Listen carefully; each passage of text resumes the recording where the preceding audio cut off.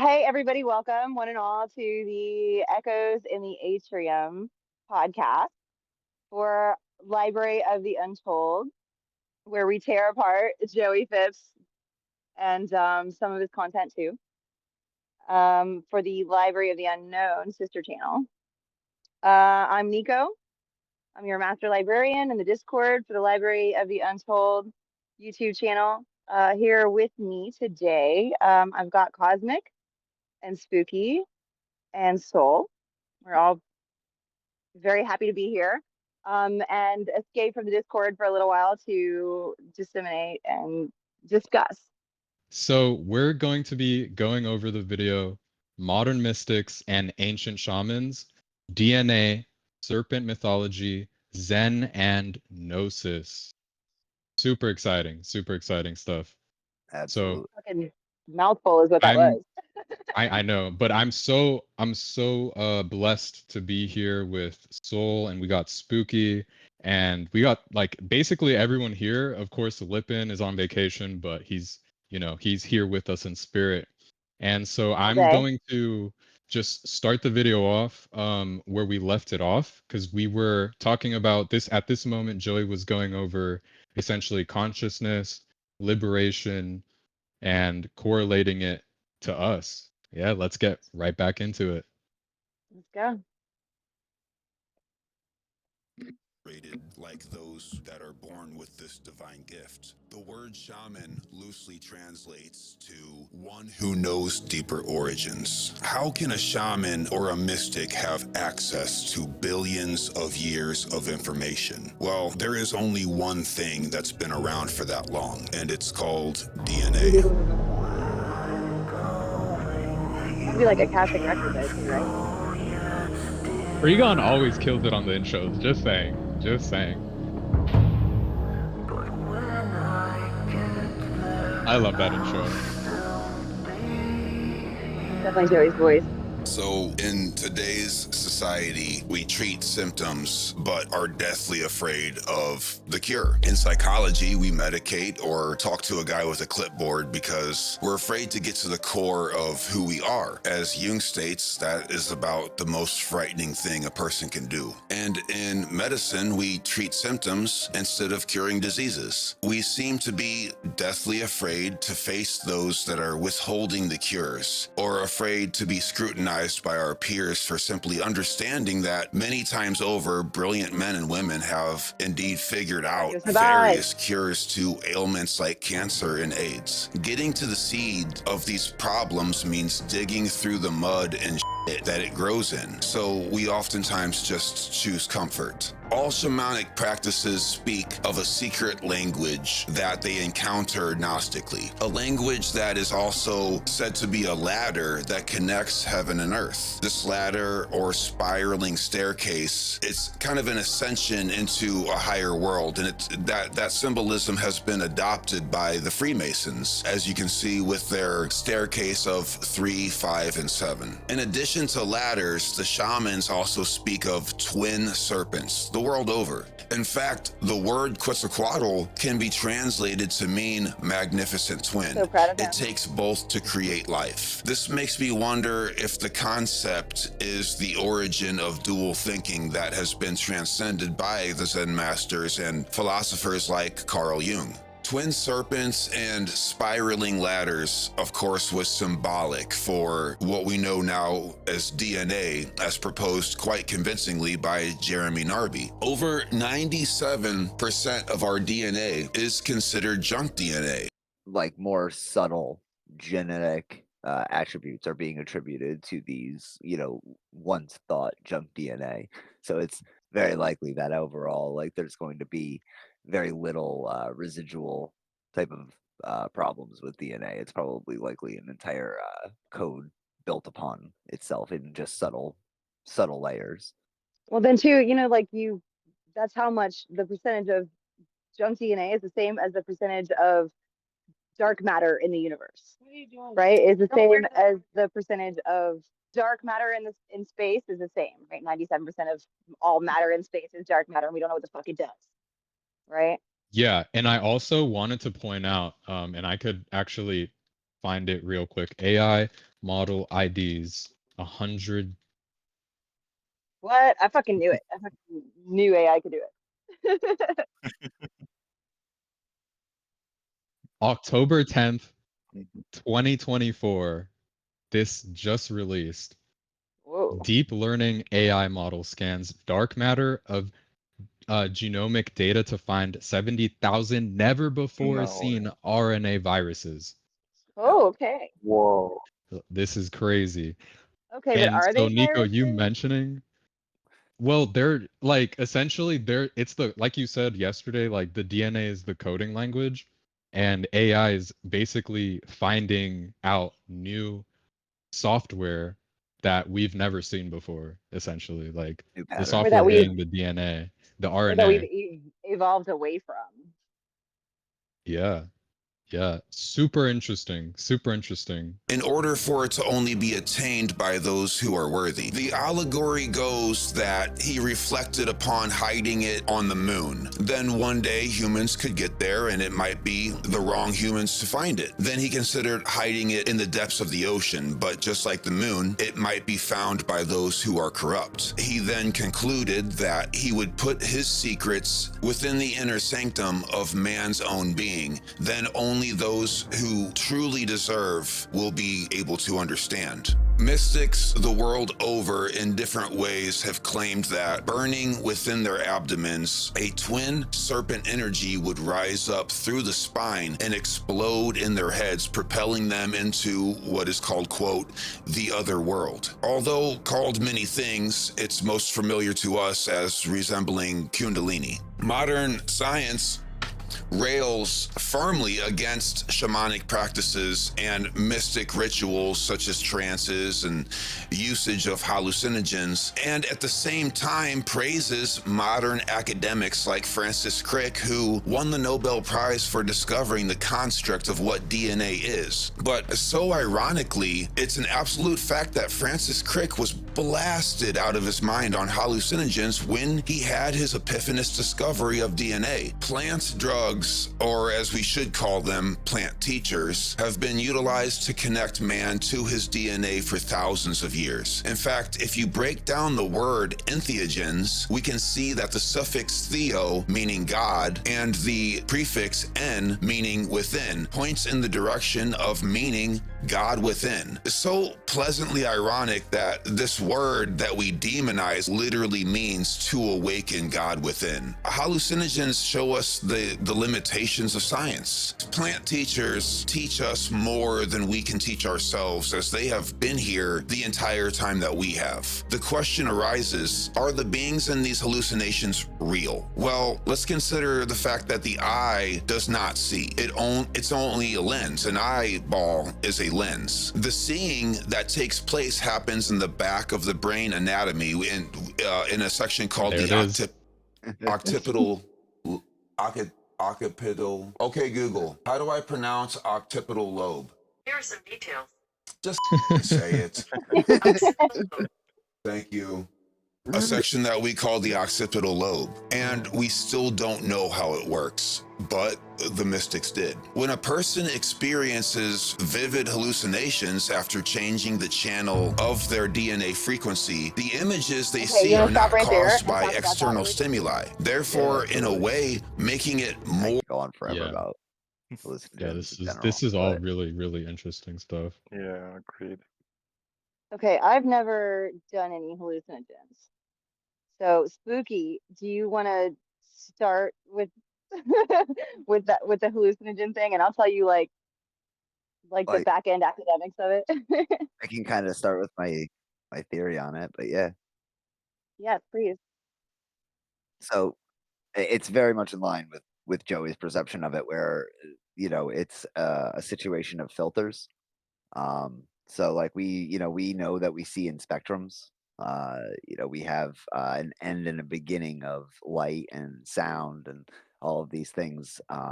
So I personally feel that it drops these filters, right? And then your brain is able to take in more raw data. Um, and it's Absolutely. less of an internal Agreed. thing. It's not necessarily in the analogy, right? Once that analogy happens, the visual effects and stuff, those are all your brain concocting a vision, some kind of narrative, right? To hold on to that memory. It needs to create something that you can think about later, right? But in that moment, there are things that happen that are beyond experience. Like Wow. things that just something happened, but you don't really have the words or the capacity to describe it. Is where like a lot of art form comes into play and stuff. A lot of experimental art form specifically. Um, and like in my opinion, I do feel that these experiences are very real. And that because of the fractally nested structure of our universe and the way things potentially are, that it's like a filter drop of certain dimensions. It's less of like going to a place and more like observing a new spectrum. Or I just Yeah, more. for I would like to sure. share something. Yeah, Yeah, go on. yeah, I'm Like good. I heard an interesting theory, which in my experience, I kind of believe that the brain, well, the human body as a whole, but the brain is kind of structured in a way that it actually filters what the actual reality we're observing is. Correct. Like, because we Yeah, don't really know what's beyond our perceptions, as our perceptions all take place in our brain and through all the chemicals. But that allows us to have this physical reality experience that we can remember and recall. But when you take psychedelics, it can completely unravel all of that, where you're in the Which we same don't state. condone. Which, just saying, YouTube, don't ban us because we Yeah, don't condone taking psychedelics. This is just, us talking completely. about it. Just Yeah, saying. Sorry, go on, please. yeah. But in those states of awareness, your your external reality can completely unravel, where you're perceiving reality from a place where it doesn't align with what you was experiencing a moment ago, but there's just more to it. Like I feel like it's more raw data, yep. which can then get filtered down to your understanding. Yeah. Fascinating. It's very similar, if not the same, within Yeah. my spectrum. I want to say that it's the biological aspect of it is it has a lot to do with the DNA.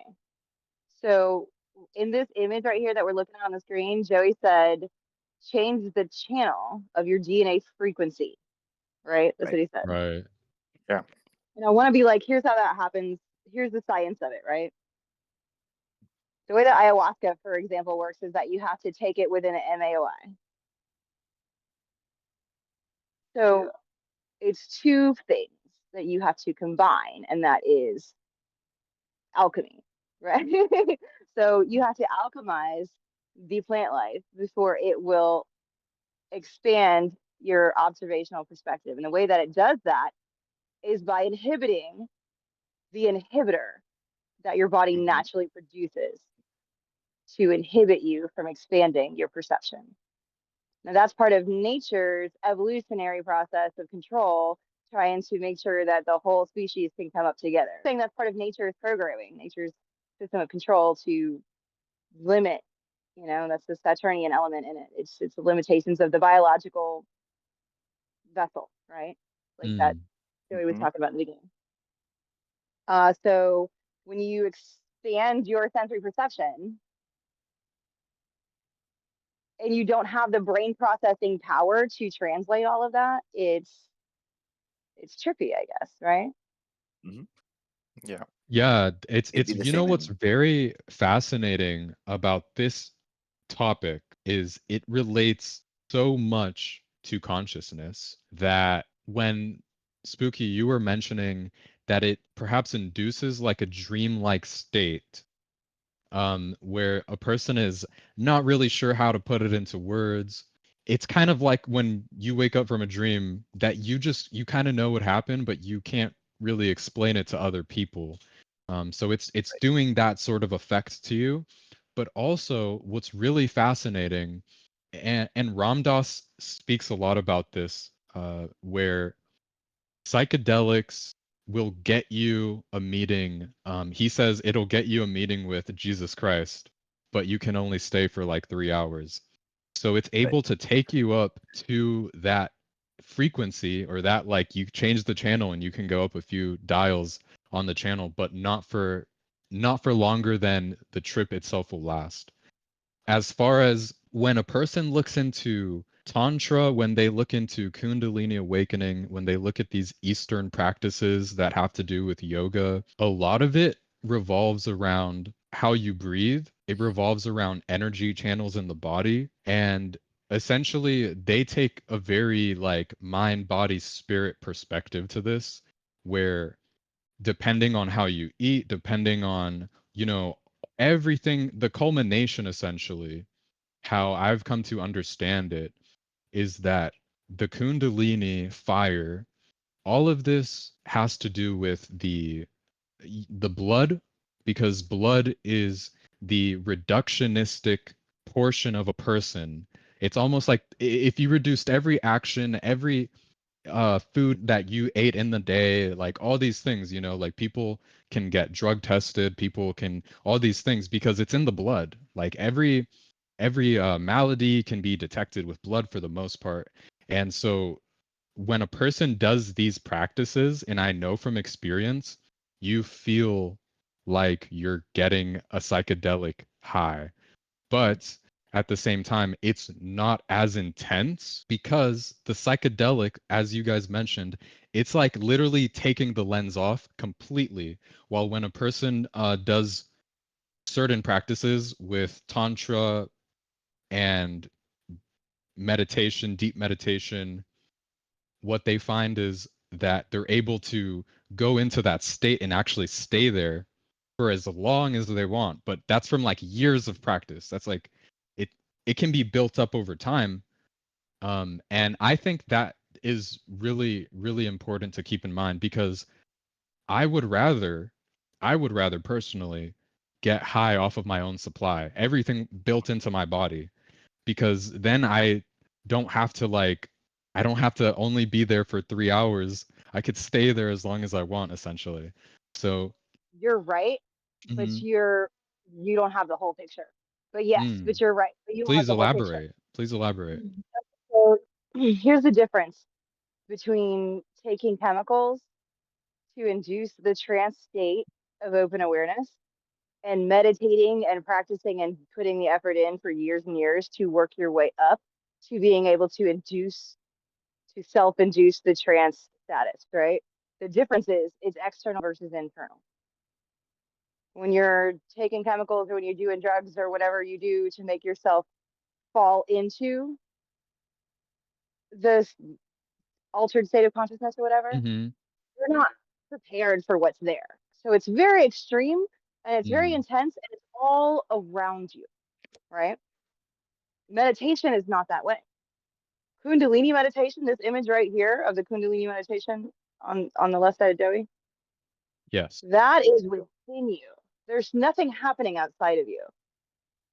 It's all inside of you. And the only way I can describe it is a motherfucking heart attack.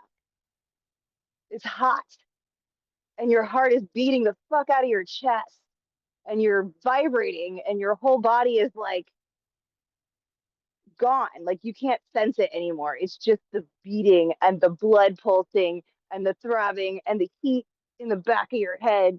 It's insane. It's absolutely insane. And there's literally nothing different about anything outside of you. It's all inside, right? Mm-hmm. One thing though that I noticed, I saw this documentary on DMT where they gave DMT to a yogi, and the yogi said that he'd been there before, speaking about that state of Yeah. consciousness. So it Oh shows yeah. that there's definitely a correlation between the two. I'm not saying that one experience is necessarily different from the other. And like you mentioned, one's internal, one's external. And I absolutely agree. But just personally for me, and again for the viewers at home, we're not saying how you should do it. Like at the end of the day, you have to make all these decisions. Like you have free will, and you decide how you're going to go about doing it. Definitely, it's a beautiful experience. Kundalini awakening is not for the faint of heart, but it's very, very intense. Very, very intense.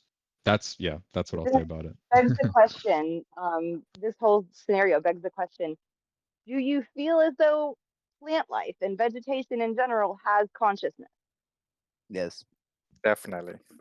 Yes. There's That's no a great question. there's no difference really. We're both biological Yeah. entities in some form or way. We know that they communicate. We know that they have external reasoning, like external senses. So I wouldn't see why not.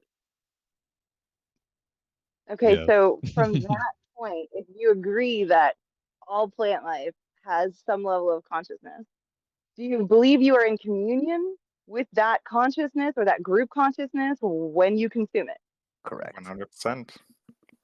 Yep. What's fascinating though is when these shamans and mystics were asked, how did you know, like in the Amazon rainforest, for example, they're like, how did you know to take that specific plant? Like, there's so many plants around it. How did you know?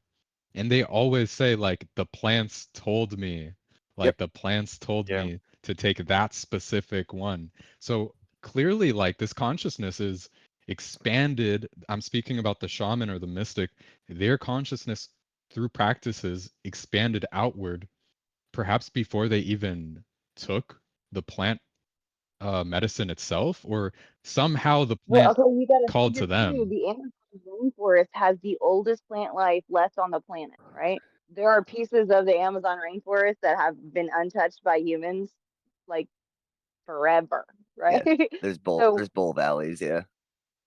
right. So if you're that close to the most ancient, you're like sitting on top of fucking Black Panther's purple flower, okay?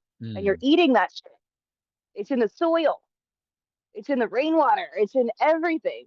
You're eating that shit. This oldest of old types of vegetation with the oldest of old memory, It begs the right? question, is it the water in the plants that has the memory? It's So probably not only the water, but yes. I would say all Hmm. of it. Yeah. Yeah, I would agree. Any piece that's been part of it. So we know that plants communicate with each other through their roots system and whatnot. But yeah, I would say that they're truly intelligent. Like they have Yep. a natural intelligence that is, I would say, even probably beyond our own, because we think that just our thoughts kind of gauge what intelligence is. But I would say, yeah, all plant life on this planet also has thoughts, memories that span millions or billions of years.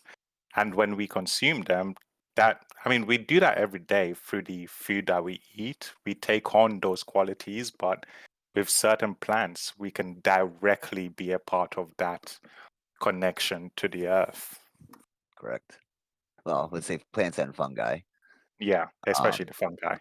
I would like to point out though as well that you know, so there's this thing I've been recently finding out, and like, so back in ancient times, before Common Era, what a lot of these temples and stuff were doing, where it was basically what we would call fumigation now, but basically they would have braziers and they would just be burning like cannabis, and like they would be having these quote unquote spices or incense or whatever burning in these bowls and stuff while they were practicing these things as well. So I think there's a combination of the external and the internal, as Nico was saying, that there's like kind of Yeah. a difference between it. But if you combine, there's no reason not to combine both of those practices, right? Mhm. You could do both or have both, especially if it helps you, right?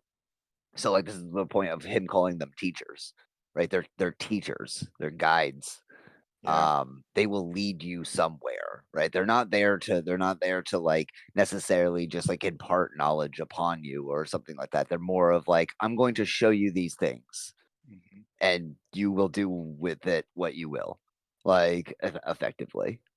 And Well, that's you think about it too, like vegetation is like second dimensional awareness, but that just means that here in our reality, vegetation is only so much percentage awake, right? And they live the majority of their life kind of asleep in a dream state where most of their activities in the darkness, right? You know, the first dimension being mineral, second dimension being vegetable, third dimension being animal kingdom. I would argue that potentially their awareness is potentially hyperdimensional, that it might be beyond our awareness. It's how they can communicate to these mystical kind of Right, yeah, entities. absolutely. But as far as our interaction with them in waking state, they're asleep to us, right? Because Right. They're so, seemingly not very mobile. but if you put yourself into a trance state where you can meet them at their level, at their frequency, they have a lot to say, right? Because they're powerful, just not here.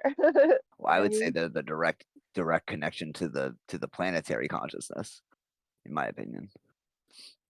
agreed. Part of Gaia. Yes. Yeah, Gaia Mhm. and But then Earth. also like little spy cams, right? We kind of are. We're pretty much the hands of the Earth. I mean, Yeah. like that's Right? seems to Yeah, be the the air I case, breathe is the same air that the earth breathes, you know. right? I Yeah. mean, all these things are connected in that way. And also, I I absolutely believe that Frank Herbert, when he wrote the Dune series, and you see the Fremen Love you. taking spice melange, like, and they're having these spiritual experiences, um, automatically I think of DMT because it's so embedded. Oh, I wish Lippin was here right now. He would go in on this theory because Lippin loves cinema and he can talk about like these zeitgeist connections and everything in such a beautiful way. And Dune's such a great example as well. It's just like the idea of just being like space fuel is also mind fuel. Yeah. It's like Very Yes. cool. Yeah. It gets really interesting because Frank Herbert, I looked into his life, and before he became a creative writer, he was actually he was like writing for a newspaper. I think it was like in San Francisco. And then one day he went and did a piece on this like it was basically like a an ecology piece. Like he went and he literally went to the dunes, bro. Like he was really out there in the field, in the flesh, looking at the dunes, and he was like, "Yeah, DMT." Like I have it's no the idea muse. how he did it, but it's the muse. Yes, that's beautiful, beautiful Yeah. connection. Man, Lipin's the one that introduced me, so Oh, it's just really? like, yeah, Lipin introduced me to Dune, just in Ah, general. So it's so like, good.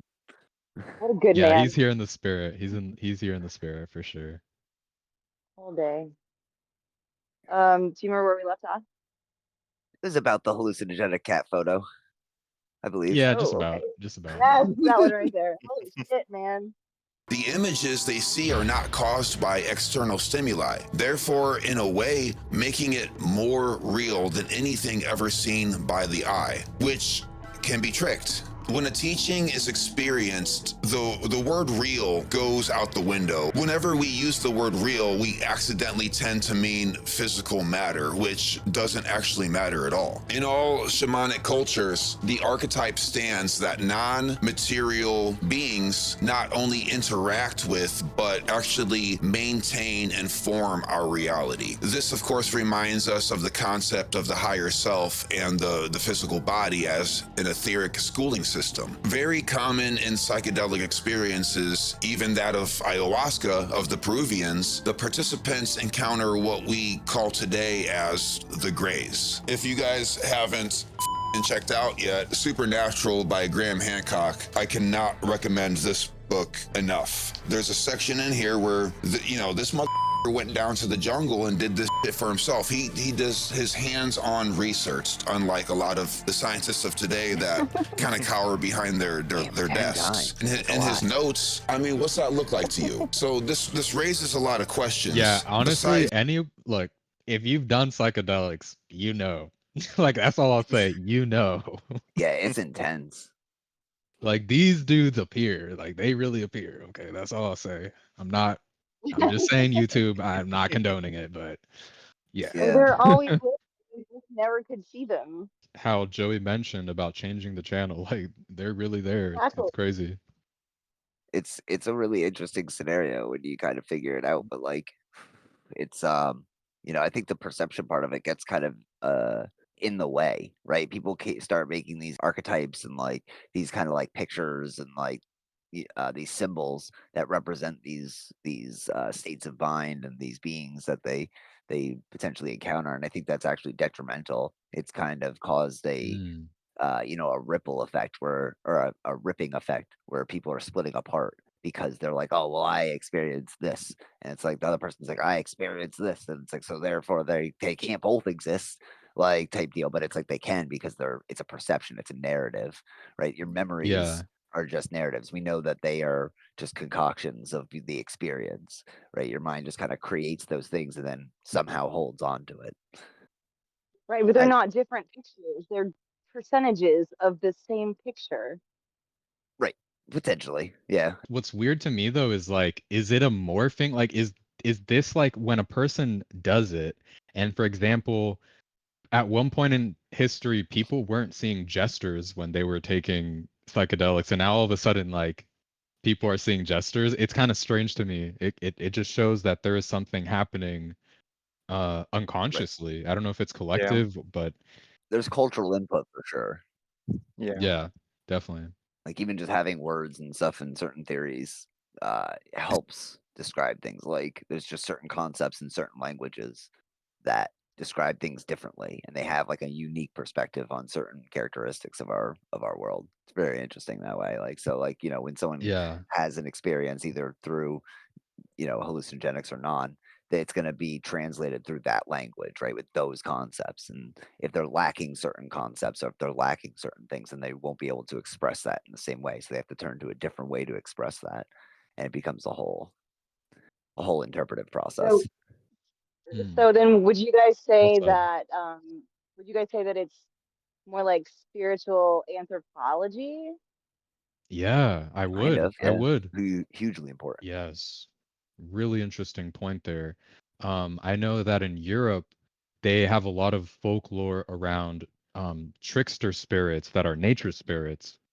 And then here in this side of the pond, like jesters are really spoken about. So there's some sort of, trickster nature to certain entities anyway. I'm not saying all of them, but Tricksters certain are ones, actually a very old archetype. Like those are, yes. trickster gods are one of the oldest.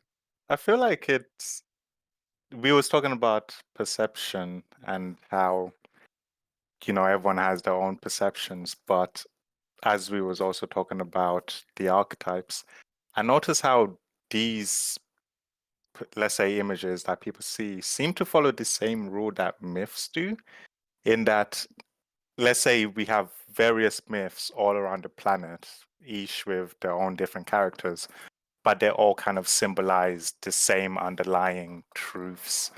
I think these psychedelic experiences might be doing the same thing, which in a way simplifies them.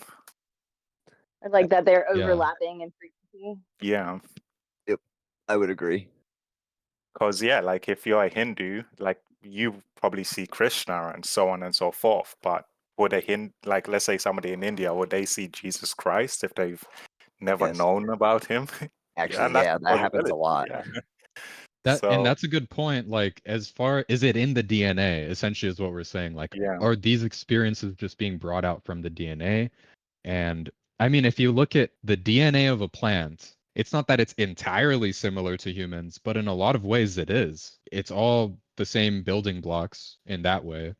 We're all just, yeah, we're all carbon based, organisms, even at a biological Right. level, but even at a Yeah. non-biological level, or even more You know, so than that. a random fact about gene sequencing is that Hmm. it was discovered by a woman scientist as she was sequencing the genome of corn. Really? Interesting. Hmm. Yeah, It was a maize. chick. That's why I remember it because I was like researching chick scientists and what they did and why they were important and forgotten into history. Mm. Girl power. But like it shows that our DNA sequencing is so close to vegetables that it's like corn, right? Like Well, of Yeah, course it and is. and that's a good point. Like, we have hemoglobin in our blood, and plants have chlorophyll. And then when you look at it under a microscope, like, they look literally identical. It's really creepy. It's like almost the same chemical. Yeah. Yeah, yeah, exactly. Yeah. It's slightly altered to, obviously perform slightly differently for, it's biology. quantum. Perception is definitely like it's a really interesting situation with that, where like culture and perception kind of go into this whole thing, like we were bringing up with the trickster spirits. In some cultures, trickster spirits and trickster gods were like really feared. They were like, you don't mess with them. You just don't deal with it. Yes. But in others, they were seen as more like benevolent entities, being like, hey, we're gonna come and show you some truth about Yeah. the world. You're not going to like it. You're going to want to shield yourself from this, but it's going to be true. And I'm going to show it to you anyway. I'm going to keep showing it to you. I'm going to keep doing this thing until you finally surrender and understand. So it's like, it's really this very interesting concept that spans the whole globe pretty much. And like, there's different versions and different interpretations of that same kind of entity. And it's just, I just thought that was interesting. That it's like Yeah, how and the that's human culture influenced that. that's exactly why the work of Carl Jung is so impactful, because he talks about these archetypes in great detail, but it could be seen even from a tarot perspective, it could be seen from all these various perspectives, but it's very fascinating. Yeah. Is that, and he's not the only one. If you look at some of these pieces of artwork, and I'll put the actual artwork up on the screen to be seen more clearly in color, but there's parallels to be made here. I want to read a short section from Graham's notes here, if I can find it. Graham wrote in his notes the next day, they seem to have business with me. They want to communicate. The communication or attempt feels telepathic, but somehow it's not getting through. I sense eagerness and frustration on their part. And anyone who has dabbled in hallucinogens that have encountered these creatures knows that they're eager to teach us something that we can't seem to grasp. I mean, we're mammals. It's like trying to teach an ant calculus. It doesn't work, but they're attempting to. There are multiple parallels between shamanic practices and alien abduction experiences, indicate an idea that those from the quote other world are trying to help us and guide humanity. And so after a night of ayahuasca, a good thorough session, Graham Hancock sketched and wrote in his notebook. A portion of it. Yeah, I know you guys are telling me to reset the timer on my fucking screen. I haven't got around to it yet. He wrote in his notebook, spirit and matter, as above, so below. Science teaches us to believe that the material world is the primary and only reality. But from the ayahuasca perspective, this is absolutely not the case. What we call material world is only a part of the pattern. End quote.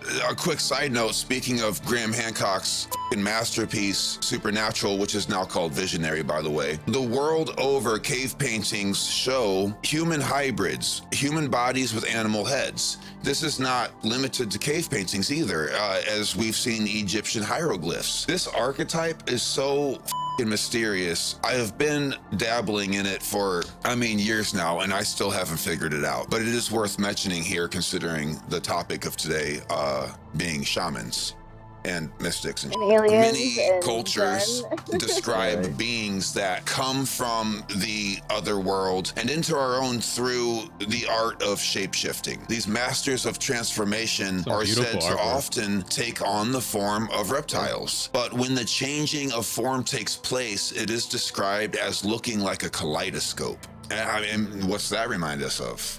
Cave paintings in the back of caves that are meant to, be safe from weathering. This is not for the sake of art, but for the sake of sending a message to generations later. In the image I'll show right here, we can see that it's an overlapping image on top of another image, which to the viewer seems nonsensical. But we can tell it's not meant to be art. If it was meant to be art, each image would be segregated. That's not what we're looking at here. We're looking at something that is meant to tell us something. And I'll put it up on the screen here. A personal experience of mine has a very similar aspect to it. That seems to be an egregore of consciousness. Wow. Kind of a library of sentience that has become one entity.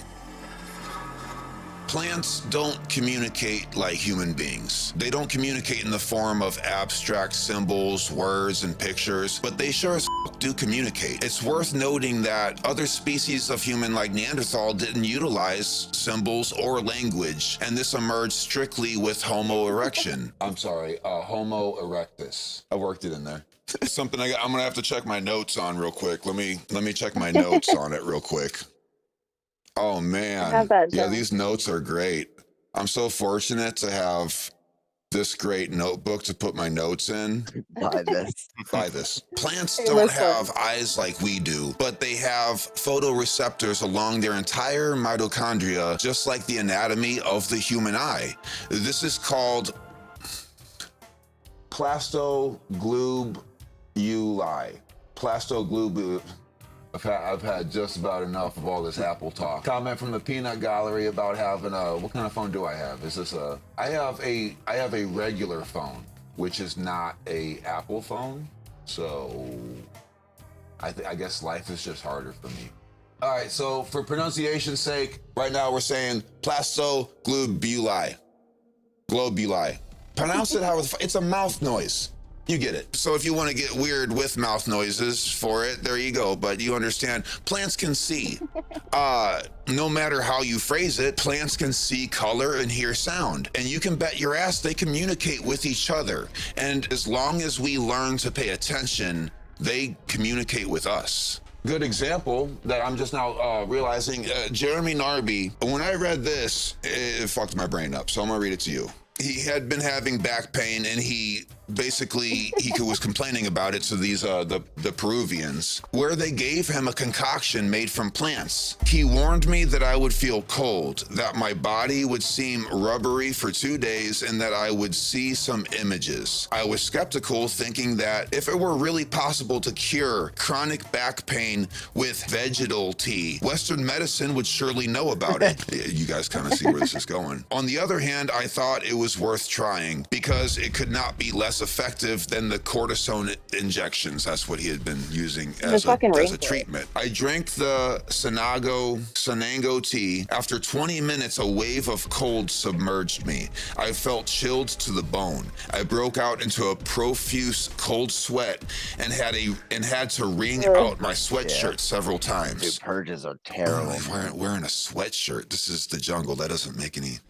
After 6 rather difficult hours, the cold feeling went away, but I no longer controlled the coordination of my body. I could not walk without falling down. For 5 minutes, I saw an enormous column of multicolored lights across the sky. These were my only hallucinations.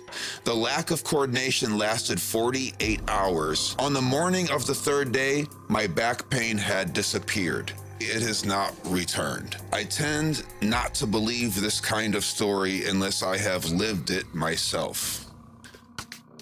And neither would I, but I'm gonna go ahead and take Narby's word for it because this book is brilliant.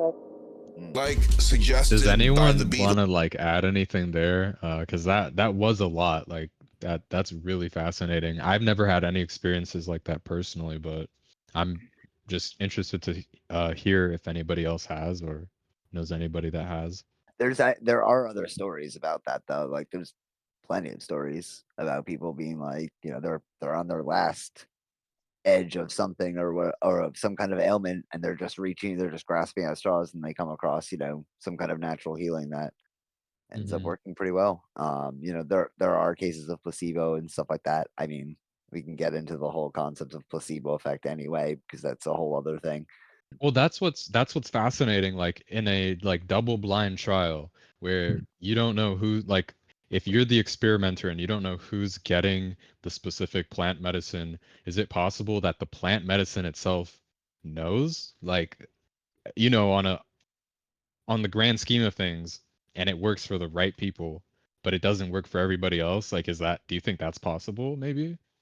Put it like this, okay? It's not medicine per se, and it's not back pain per se, right? Say it's a blockage, say it's an energetic blockage, expresses itself in the physical realm as back pain or whatever. Right. So the back pain comes from intensity of electrical impulse in one spot, right? More, it's burning out the wire, right? Mm. Mm-hmm. And that, if that is due to an energetic blockage, then the plants would know exactly what was needed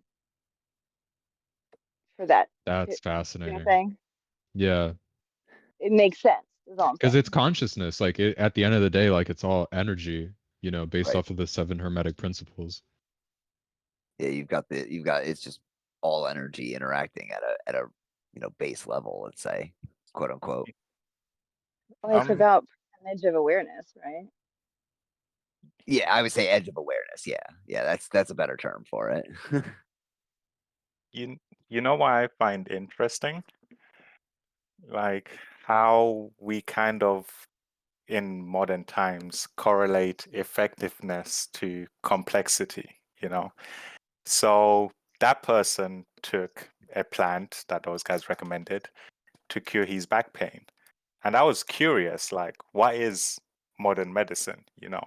So I just looked up a simple one and looked into penicillin, and I found the process of how penicillin is made. And it's literally penicillin is a mold Yep. that we then ferment, you know, in a tank, a fermentation tank, and then we separate the penicillin product from the mold, and then yeah, we sell it as antibiotic medicine.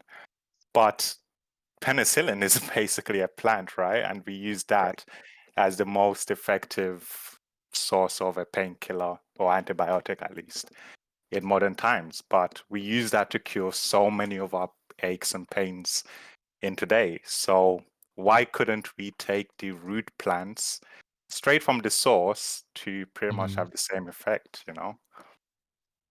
There is a couple When problems you, with taking from the source, I will say, because Yeah, like over harvesting is the main issue that comes into mind, right? Like, so yeah, if too many people are ill, then the plant gets over harvested and it goes of away course. because it dies in extinction.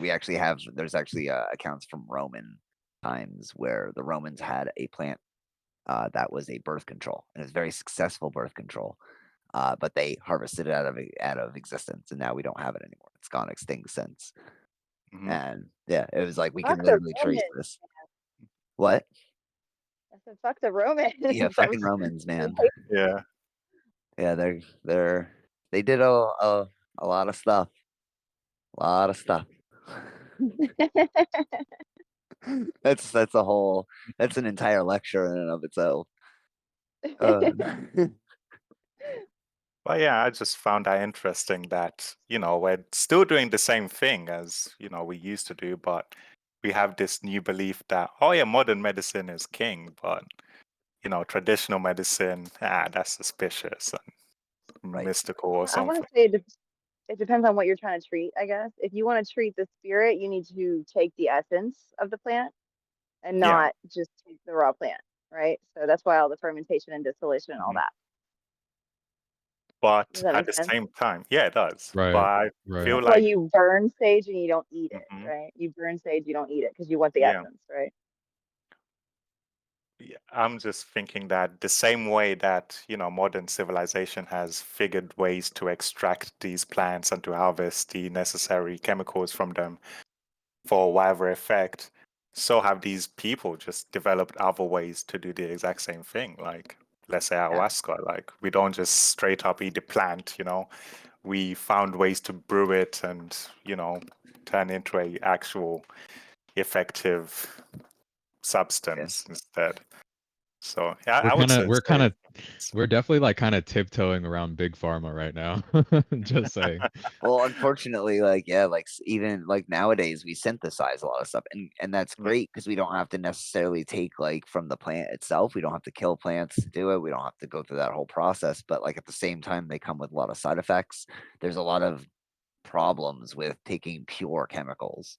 And it seems that like, the when we take it in plant forms, it seems to be much more adaptive to our system. It's yeah, probably because of its biological origin, but there is a lot of synthesis nowadays. That's why we have like yeah, heroin, morphine, all the opiates and stuff that we really have. They're all derivatives of like opium originally.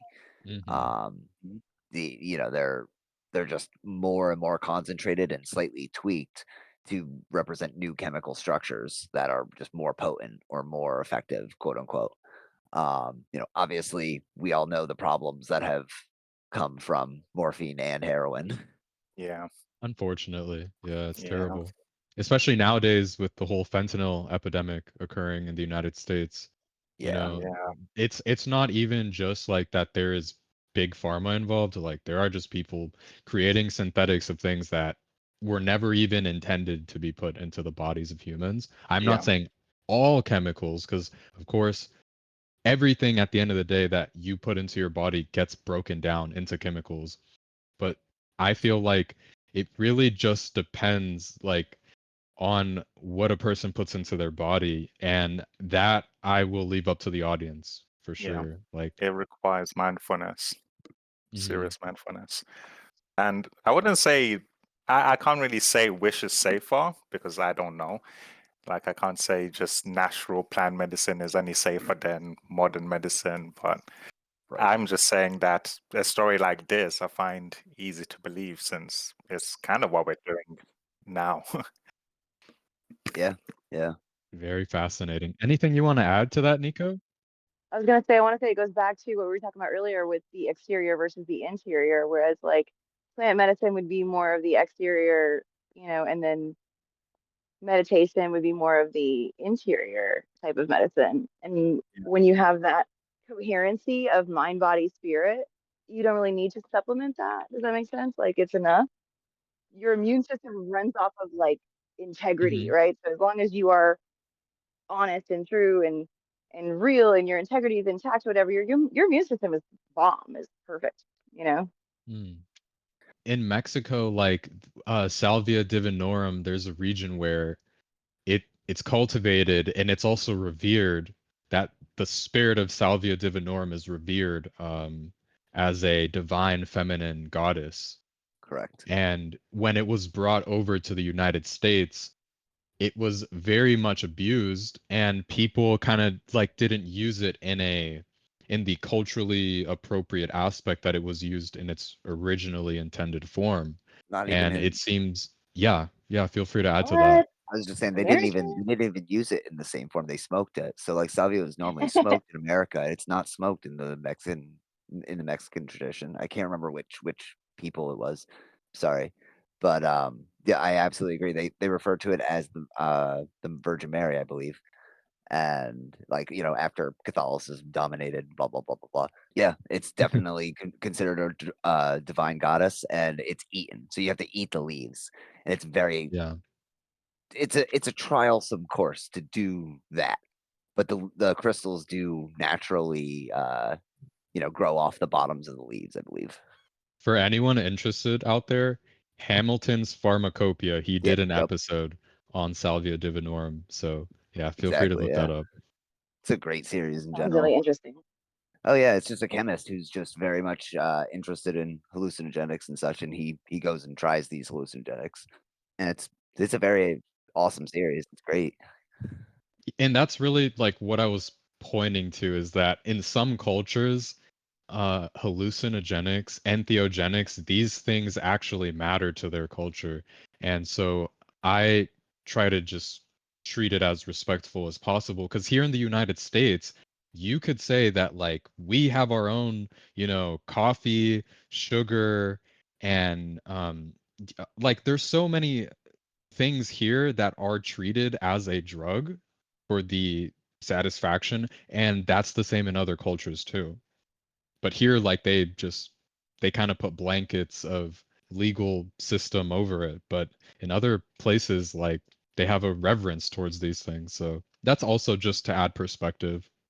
Suggested by the Beatles, it is a cornerstone in Zen to own nothing. I feel like this could be for a bigger reason than just humility and lack of material goods. If we have nothing such as desire and possessions to protect, it makes us not susceptible to being fed upon by the archons of the Gnostic demiurge. Yeah, there's going to be like a lot of you who didn't understand that. That's okay. If The you more you have, do, the more you have thanks to for lose, watching. right? Neem Karoli Baba, who was the guru of Okay. spiritual teacher Ram Dass. He was never seen giving lectures, offering courses, or even taking donations, although he performed loving, humilitous miracles on a regular basis. His religion was kindness and love. When asked how to help the world, he would say very simple things like, feed people. Known as Maharaji, would go into a state of samadhi, where he would do charitable work on multiple planes of existence. To those who were worthy or fortunate enough, he could induce the state of samadhi just by peering at a person. Everything that the Baba did was from a place of love, which is by all means cemented his message in stone, especially through the Hey. spiritual teachings of Ram Dass. And on a much darker end of that same spectrum, ironically, would Before be we, a you know, man go to who the opposite side of the spectrum there, I want to just say, like, if you've never picked up this book, I please do love this yourself a book. favor and pick up this book because it is so beautiful and it's not just words, like it has artwork. It's really beautiful. I want to No, point hang out, it up. Hang it up everywhere. yes, yes, like this story, like this whole like historic event that occurred with Neem Karoli Baba and Baba Ram Dass, like these first when it comes to Maharaji, there's a story where Ram Dass he speaks about meeting him for the first time because Ram Dass was convinced that LSD was literally like it was a spirit, it must have had some sort of spiritual connection because he just felt like that it was so spiritually powerful. Um, and so he went to India and he literally would he would go up to yogis and give them LSD to see what type of reactions they would have. And he found that many of them didn't they would react differently and a lot of them didn't really, some of them would say, "Yeah, I want some more," and other people would say, "Oh, I mean, it's not as good as meditation." And when he took it to Maharaji, paraphrasing so much of the story, but when he took it to Maharaji, well, actually, Maharaji, like this guy was reading people's minds, and he was like, this guy was very fascinating. I do believe he was definitely an enlightened being that was on all planes of existence. I'll leave it at that. But essentially, Maharaji asked Ramdas, "Where's the medicine?" Like, and Ramdas thought he wanted vitamins. And Maharaji was like, no, where's the medicine that gives you cities? And cities are like spiritual powers. And so he brought him the LSD, and Maharaji just starts taking all of this LSD. And Ramdas was like, oh my God, like this is going to be fascinating. Because he was expecting Maharaji to like literally, have an intense trip, and Maharaji, nothing happened. Like the guy just absorbed the LSD. It didn't do anything to him. Okay. And this was like not an average dose. This guy took like 3,000 micro, like he took a lot. He took a shit ton of LSD. This guy should have, been skyrocketing.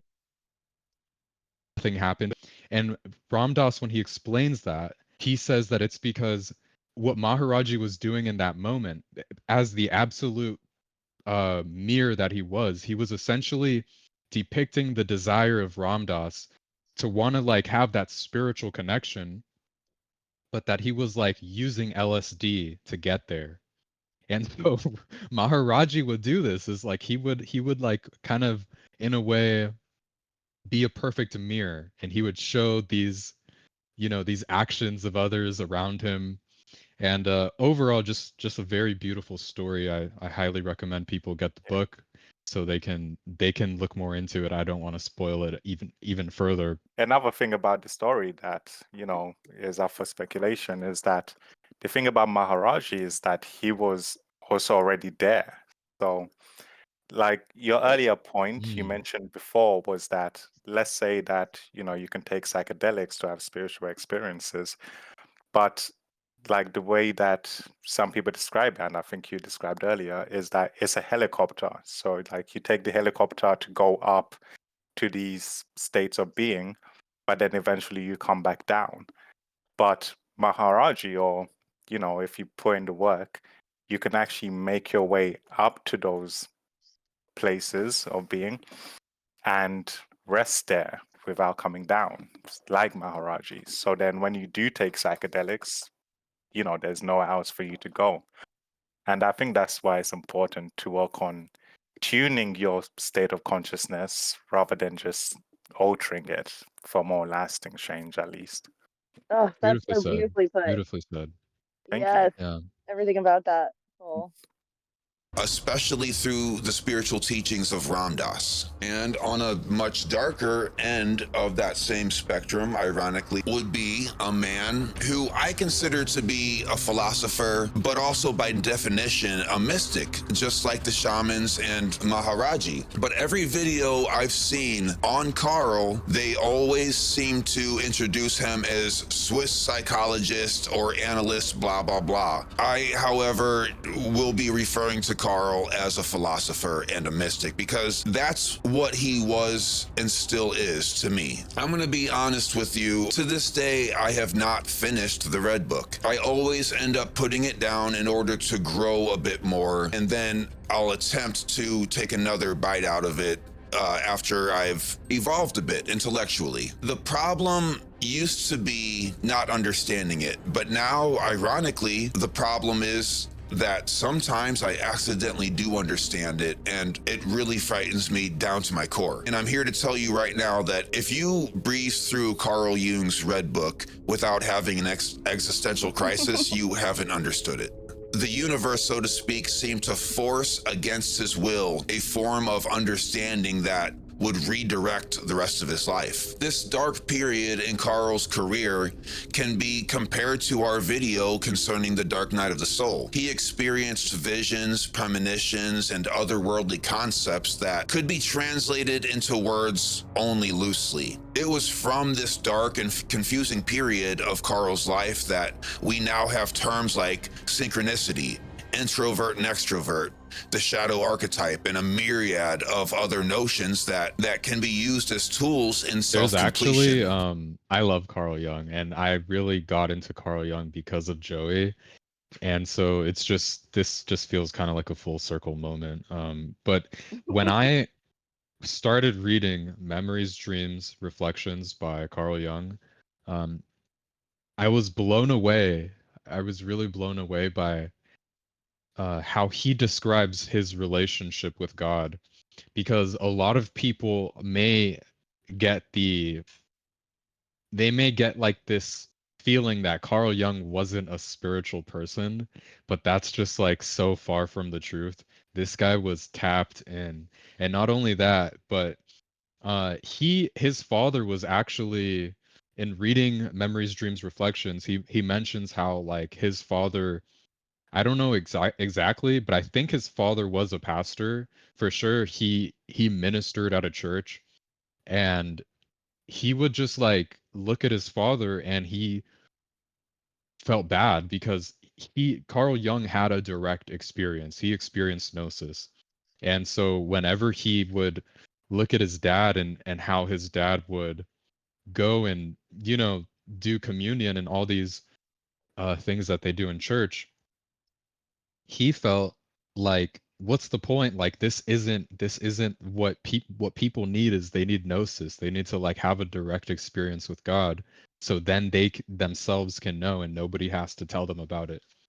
Right. And when Carl mentions in Memories, Dreams, Reflections, the scenario in which led him to what he describes it as the grace of God, where when it was around the age of 11 years old when Carl started to get interested in God. And before that, he kind of had like a um I don't know about later on in his life, but I do know that around when he was a child, he kind of had a very negative experience with Jesus Christ because he didn't fully understand this idea of a man who we pray to, or you know, that he did understand this whole like Jesus and the devil thing, but he felt like whenever people spoke about God, that there was something mystical, something otherworldly about God. And he goes into this story about how he's walking home one day from school as he's taking in the scenery, because he lived in a very beautiful place in Germany where it's like very, just nature is everywhere. It's very open, especially in those times. And he's taking in the scenery and he's, you know, grateful for the blue sky. He's grateful for um the trees.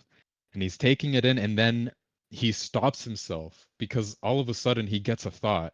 He doesn't want to finish the thought because what's within the thought, like the end of the thought itself, is something negative about God.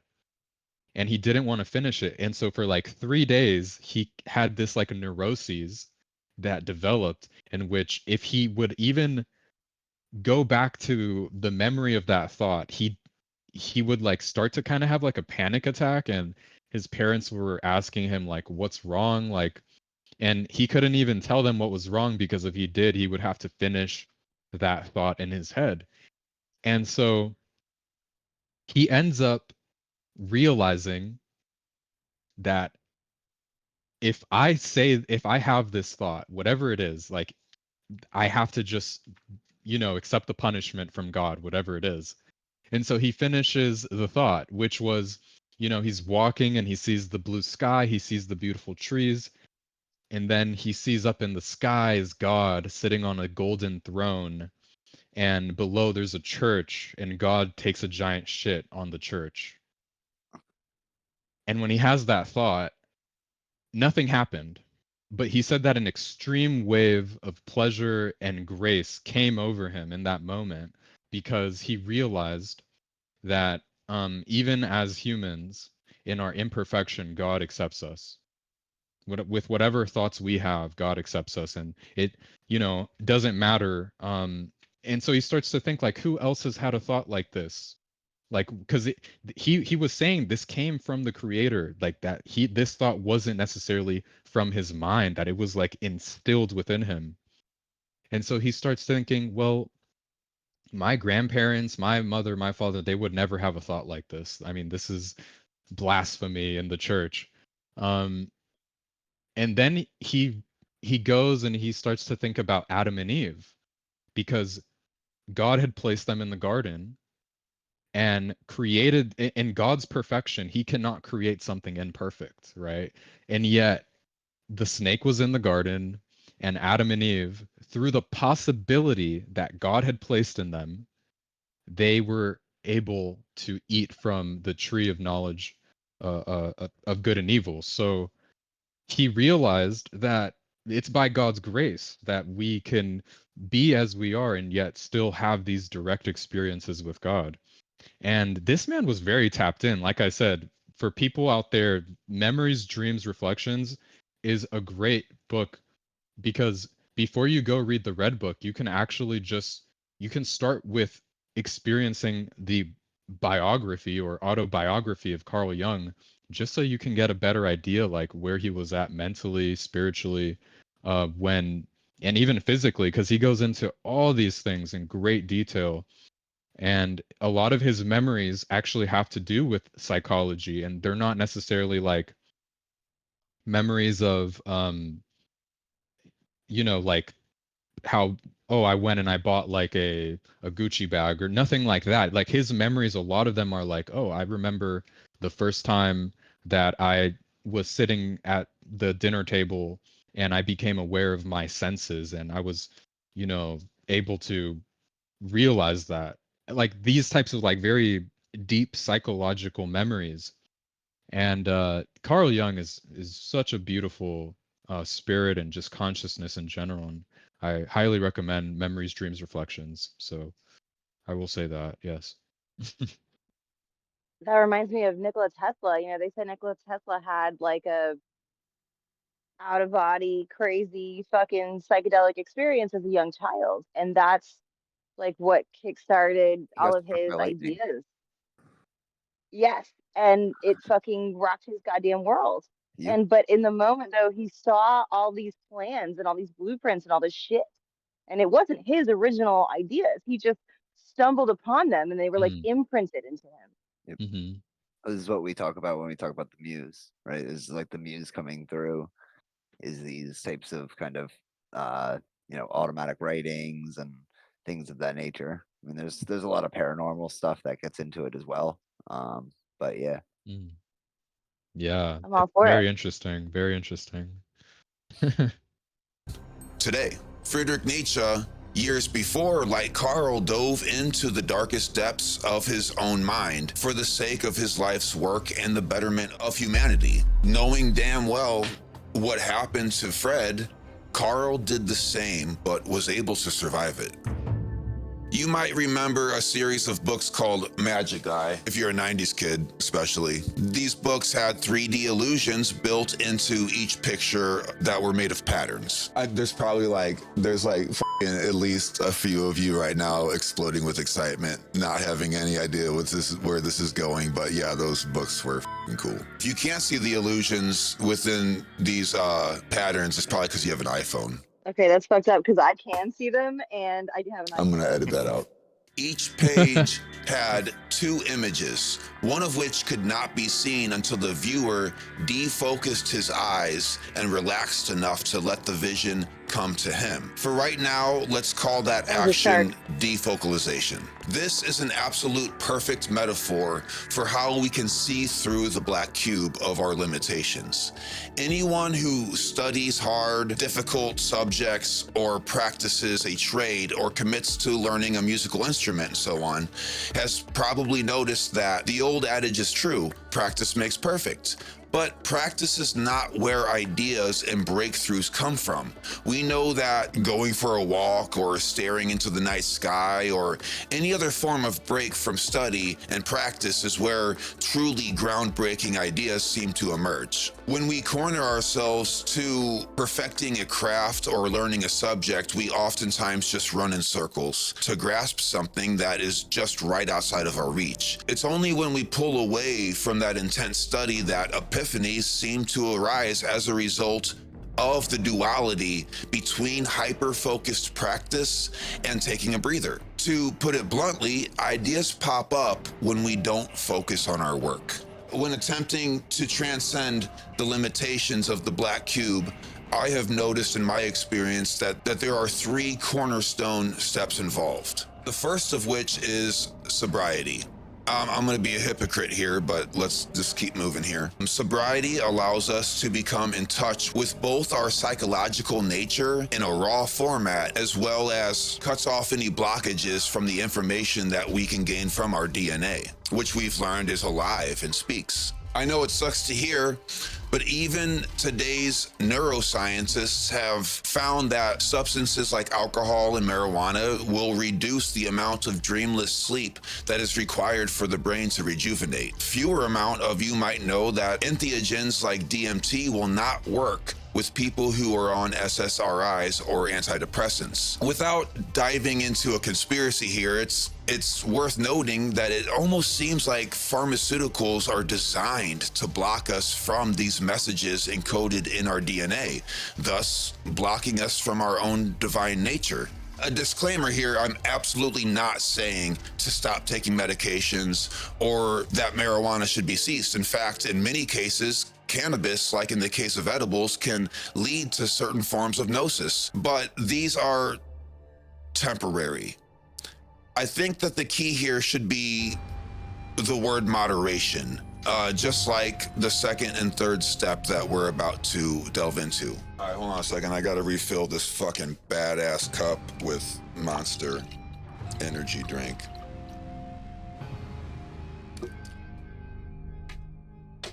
Again, really nice cup to have.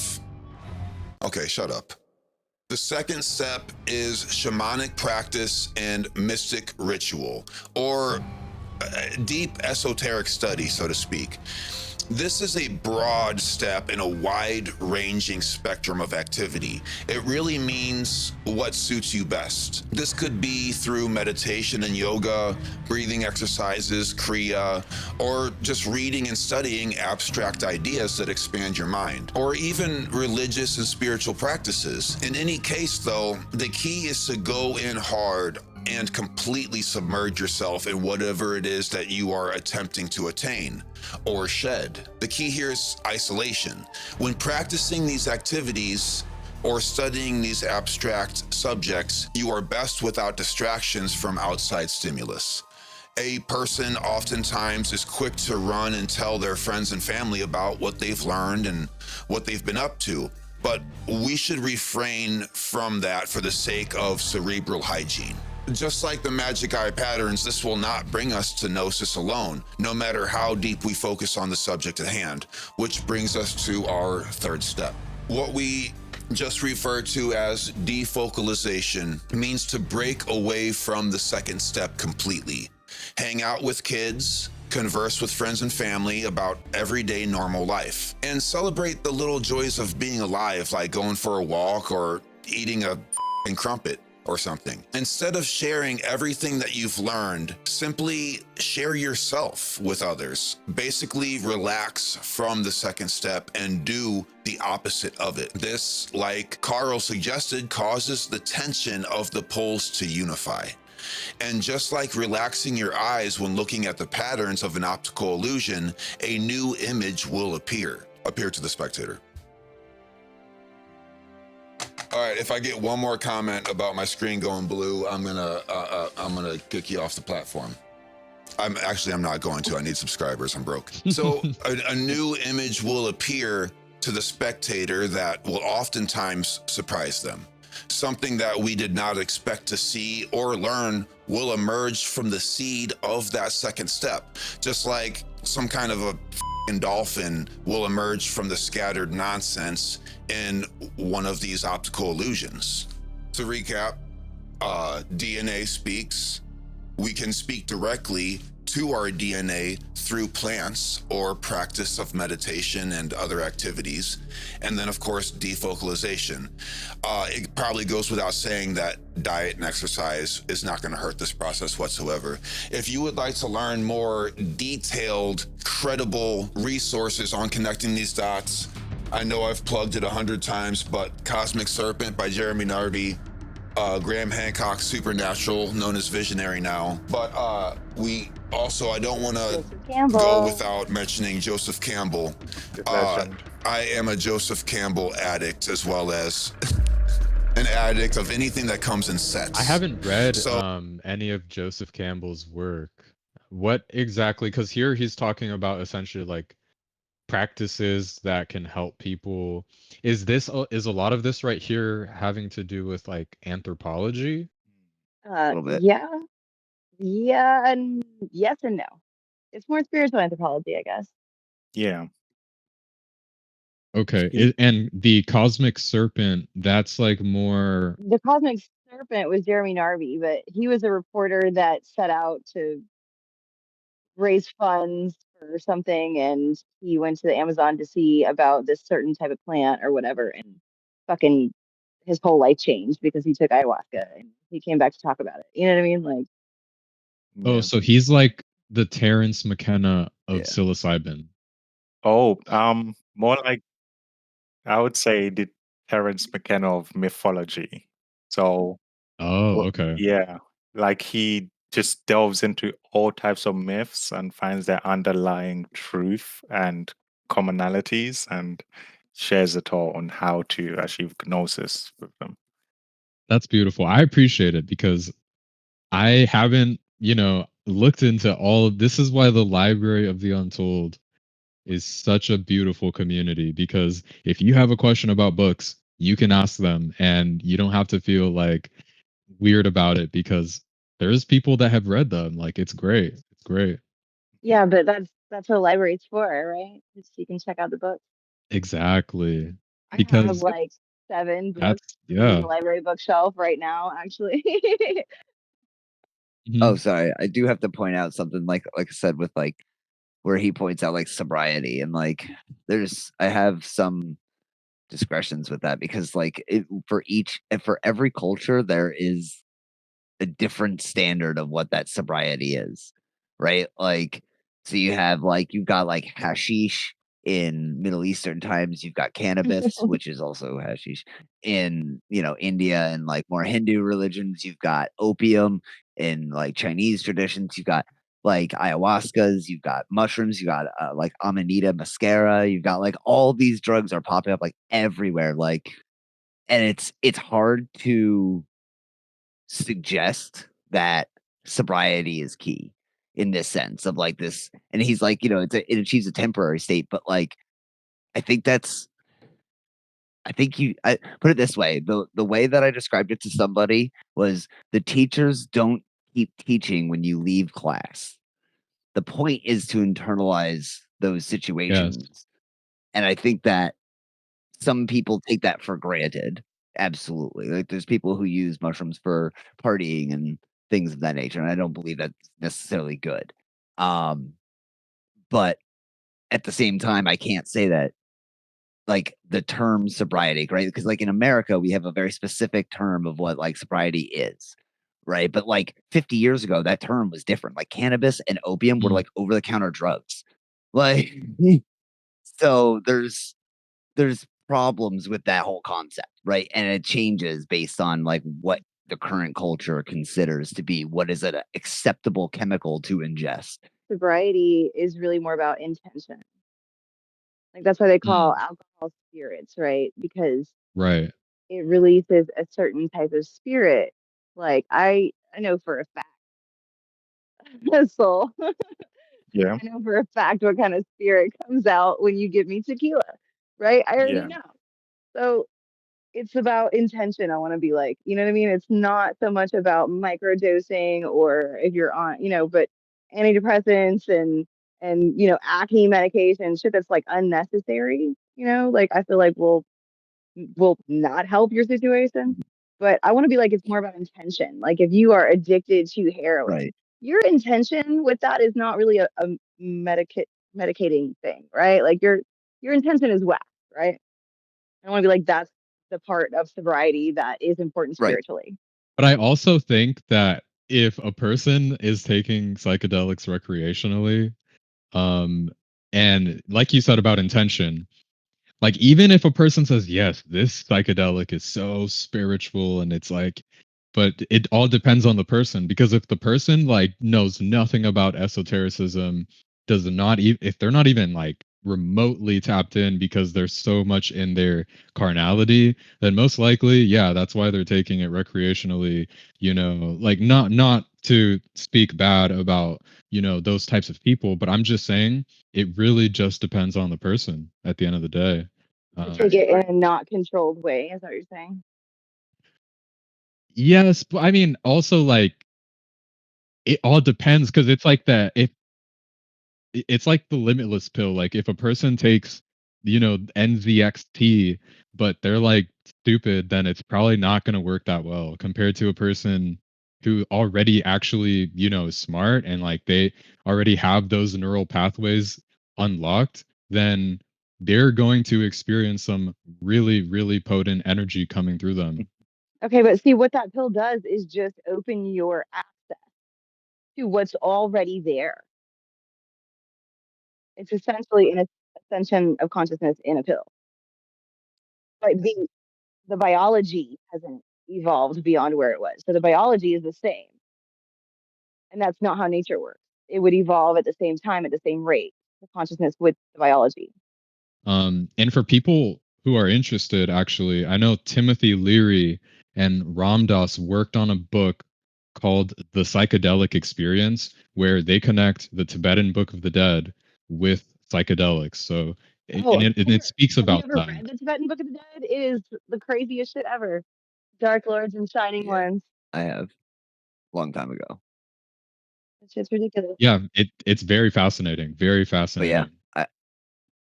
honestly, I kind of see it. I think it's all a process. Like I think, let's say that we're all on this process of awakening, and I think it's very subjective to everyone on this planet what they actually need along on that path. Like as much as you can say that right. psychedelics are useful for some, it's meditation, for some it's yoga. Like there's a lot of people who love to do yoga but would never just sit there in silence. But as you go along on the path, like let's say that you do reach a certain point, you realize you don't need to do yoga anymore to feel that flexibility or peace of mind or state of being. Same for all of these stuff. But some people do need that extra kind of kick or assistance, I would call it, yeah, to kind of help them along. Absolutely. What we're essentially talking about at the end of the day is self-realization. In the Avadhuta Gita of Dattatreya, he literally says, from his self-realized perspective, why would I meditate? Like, why would I Yeah, do mantras or do asanas? Because he's already that. Like, it's exactly. like looking for your car keys in your house, but you've had them in your hand the whole time. Like, why would you do it? Like, it doesn't make sense. And Yeah, that's really the perspective a person needs to have when they're talking about self-realization. Like, what works for one person may not work for another person, and that's why uh it's such a beautiful it's so beautiful to see it, though, is like everyone comes from different walks of life, but when you look at consciousness and when you look at the teachings of Carl Jung, and when you look at Joey's uh, beautiful YouTube channel, you see these connections and how they unfold, and how it's not just one thing that does it. Like, there's various ways to do it. And it all yeah, connects. exactly. Like with Ram Dass, if he never tried psychedelics to begin with, it never would have led him to his guru. And he did that for many years up until he met his guru and started to kind of rest in that love and being that he didn't even need it anymore. He was just like, I'm good. But yeah, And then it goes back to intention, right? yeah. Like how long is it helping you before it becomes a crutch, right? Mm. All of these things, like no matter what you do, I think you should have humility about it and Yes. respect, really. Like even with meditation, like you can actually get yourself into quite some weird, bizarre states through meditation, either from, let's say, Kundalini or even just through detachment, with your surroundings and your everyday life. So, yeah, you have to have the right attention. And I want to say too about defocalization, the sensory Mhm. perception, the shutting off of the sensory perception is so important for meditation. And that's what kills me about Egyptology anyway. They're talking about the coffin text, and they're like, oh, these hieroglyphs are written inside these coffins. And it's just so obvious to anybody but an Egyptologist. It's not a coffin, it's a sarcophagus. It's a fucking deprivation tank. So they could meditate. And why else would they have shit written anyway? So if you can cut It off, makes perfect sense. Yeah. like, it's just anyway, it drives me nuts. But if you can cut off all the sensory perceptions and still be conscious while your body is asleep, and there's no outside absorption of light, you're in creative mode. Mhm. You're in creative mode, and you're still in control with your consciousness. It's not you're not switching, to the subconscious mode like in the dream state. You're active conscious. If you can hang out in your body long enough for your body to fall asleep and your consciousness still be there and not wander off, then you can go with it when it wanders off. You know what I mean? Like you could, Right. And Yeah. that's yes, yes. and that's astral projection, right? And that was kind of like the whole point of defocalization to begin with, so that you could you have to shut off all the sensory perceptions so you can leave the body. Because if you can leave the body, you can go learn shit and do shit, and you have lots of time up there, or whatever. You can get out of the group mind, and you can travel and explore and search and remember, right? Akashic record and all that shit. And they used to do it normal back then. And there was some type of, vegetative drink that got them there. One way that one way that Ram Dass speaks about it in Be Here Now, when a caterpillar gets in its cocoon, it doesn't say, I'm going to go become a butterfly now. It just gets in the cocoon. Like, there is no the process itself, and Joey, that's why he says, like, just live a normal life, go and but have your practices, whatever it is. Because when you like just do what you're doing and you get lost in the alchemy, when you immerse into the mystery which you are a part of, you realize that it's all happening. It's already happening.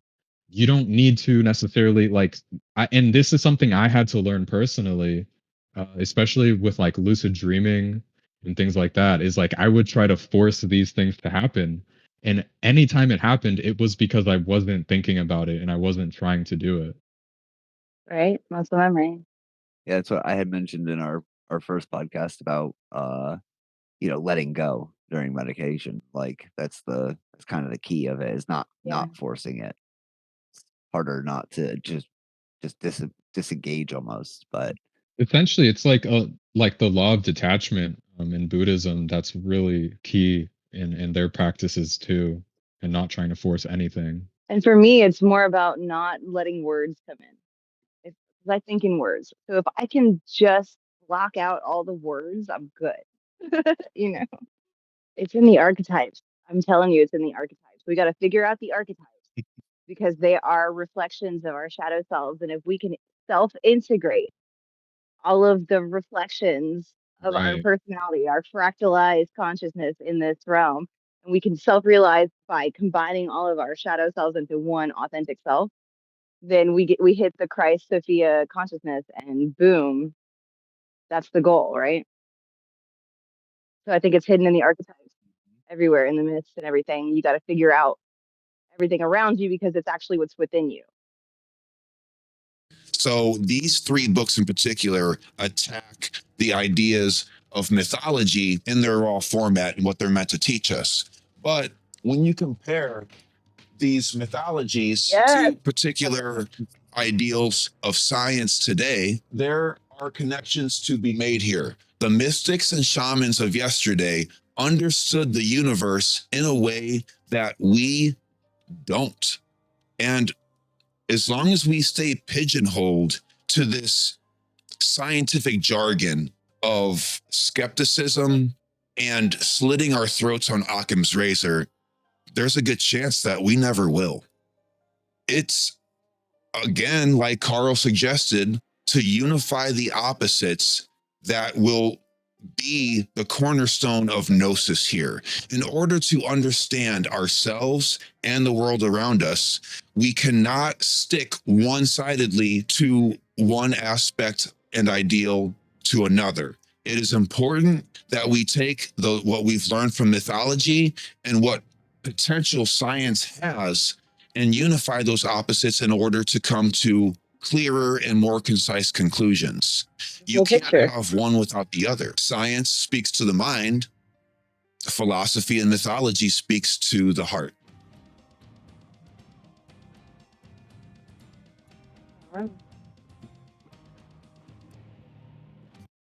Where we started was with the seven hermetic principles, and where we ended, what would you say about where we ended, Nico, in terms of this video? We went through DNA, we went through serpent mythology, we went through Taoism, we went through gnosis, shaman, consciousness. I mean, please, Nico, enlighten us.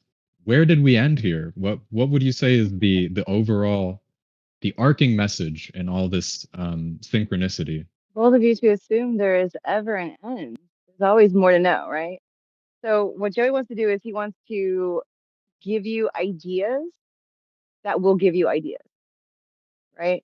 He never really completes anything. He just kind of like leaves it open for you to make your own conclusions and moves on and shows you how it's connected to this over here, I right? love it. I love it. Yeah. So he is more about like you know, what do you think about this? What do you think about this? And what do you think about this? You know, but he's not like forcing any type of narrative. He's just like, and in my head, it looks like this because this thing over here, you know? And I And love that's that. that's Like, really great. Yes, that's such an yeah. important point to make because I've asked him on multiple occasions, like, do you like how do you go about reading all these books and not falling into a rigid like construct of this book said that and now I'm going to use that as a lens for everything I interpret in reality. And he plainly said, I don't believe any of it, which I thought was so poetic, so poetic. but you know, when something shapes your worldview, when you read something and it just makes so much sense and it just clicks with you and you just decide to add it to what you already believe, you know? Yes, yes. And he's saying that from a place of compassion. Yeah. Absolutely. But you know, it clicks with you, whatever it is for whoever it is that you're reading. Manly P. Hall, Alan Watts, whatever. It just puts with you and it just becomes part of your worldview now, naturally. Naturally, yes. Yes. I'd like to read this excerpt from Be Here Now. Consciousness equals energy, which equals love, which equals awareness, which equals light, which equals wisdom, which equals beauty, which equals truth, which equals purity. It's all the same trip. It's all the same. Any trip you want to take leads to the same place. And then it says, purify enough, become immersed, beauty, become it. The potter becomes his pot. Embrace the 10,000 beautiful visions. Become one with the universe. All the energy passes through you. You are all the energy, and it all resides in your heart. If you can go within to your spiritual heart, your heart cave, then you will know that you are He. And it is from this place in your heart cave where we are now. We watched the entire drama that is our lives. We watched the illusion with unbearable compassion. It's been such a pleasure. It's been really an honor and a blessing to be part of this podcast episode. I really hope that next time Lipin's around and we can get him on the podcast with all of us here, because what an amazing conversation. And just once again, thank you all. Thank you so much for having me on. Thank you. Yeah, thank you as And well. thanks for chatting with me, guys. This is so much fun. It's a pleasure. Yeah. Absolutely. It's a And great thank time. you, Wait the for- listener at home, for, bearing with us through that entire tangent. It was all a tangent. None of it was real. You're It was sleeping right now. lovely. None of this. Yay. We Yeah. made it through an episode this time. So, Finally, look, we're getting better.